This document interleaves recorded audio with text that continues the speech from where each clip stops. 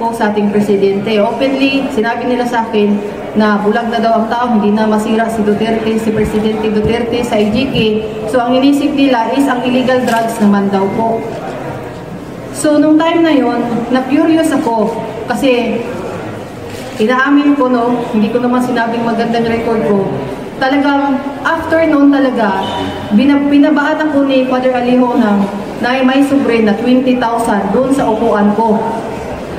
So, ako naman, nadala naman ako kasi medyo notorious din. So, sinakyan ko na lang rin kasi kada salita, pera, tapos minsan nilalagay pa sa, sa yung mga tissue kung saan kami kumakain.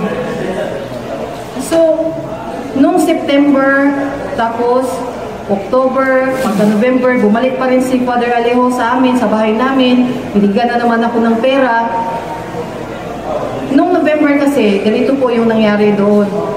Ang gusto mangyari ni Senator Trillanes, tatawag ako sa kanya, ito ang sasabihin mo, i-re-record ko sa CP.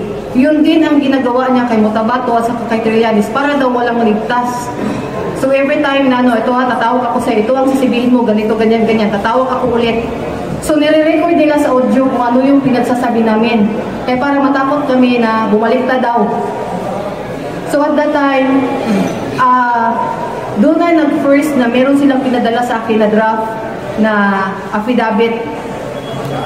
Nung time na yun, nasyak ako sa affidavit kasi una-una, yung may relasyon daw yung yung si City Councilor at saka si PRR Day. And then ang worst is nakita ko na mayroong drugs na ini-involve nila si Presidente Duterte. So nagtanong ako, bakit may drugs? Kasi nga daw, hindi na daw maniniwala ang tao sa IGK. So dapat, yung drugs naman. First draft, sabi niya, ito ay papasa ko sa iyo, mamaya na, ipapa-approve ko muna kay Senator Trillanes at saka kay Senator De Lima. Tapos pangalawa, hindi, uulitin ko na naman, second draft na naman, hanggang nag-third draft, fourth draft, and then nag-decide sila na pumunta daw ako ng Maynila. Nandito yung mga forward sa akin ng yung back and forth na mga yung pamasahe, papuntang Manila, at saka yung ticket ko na nung December, yung pagpunta ko ng Manila rin. Pagdating doon sa Maynila, doon sa may forum, nakita ko si Las Cañas. Sa kanilang forum, makikita mo sa amin pag-usap, never sila nagsalita na mga kundi sasabihin nila, hanapan natin ng paraan na bumagsak yan. Actually, may text pa nga si Atty. Sabio nga, yung yung testimonyo, muhagsak mo, Bisaya pa, muhagsak lagi na si Presidente Duterte, anak. So, katong time na to, nakuyawan ako kay kanang nakasabot di ako libel o kanang forgery. So, nangita ko paagi, kaya di man ko nila, ayaw nila akong pauwiin dito sa Mindanao. So, mahanap ako ng paraan, sabi ko, bago ko yan pirmahan, bago ko yan uwi muna ako dahil gusto ko, kasama ko yung mga kasamahan ko, which is wala naman akong kasamahan. At ang reasons kung bakit pumasok ako sa kanila, dahil gusto kong malaman kung ano talaga ang meron sa grupo ni Senator Trillanes. So, pagdating doon sa December, andun ako, pinatira nila ako sa isang kumbento sa Madre, sa May Makati, sa Kanosyan Sister. Bago nila ako pinadala doon, kinausap nila ako, huwag kang makikipag-usap. Pagdating mo doon, ito ang sasabihin mo sa kanila.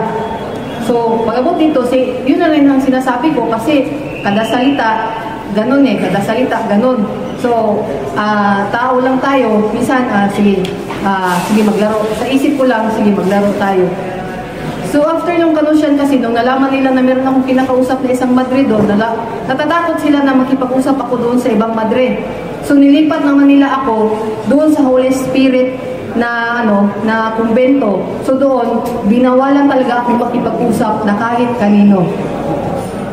Merong conference room doon na every time na mag-discuss kami regarding sa affidavit, doon kami sa conference room, doon sa Holy Spirit, doon sa may Betigo, merong eskwelahan doon at the same time, merong kumbento doon ng mga Madre.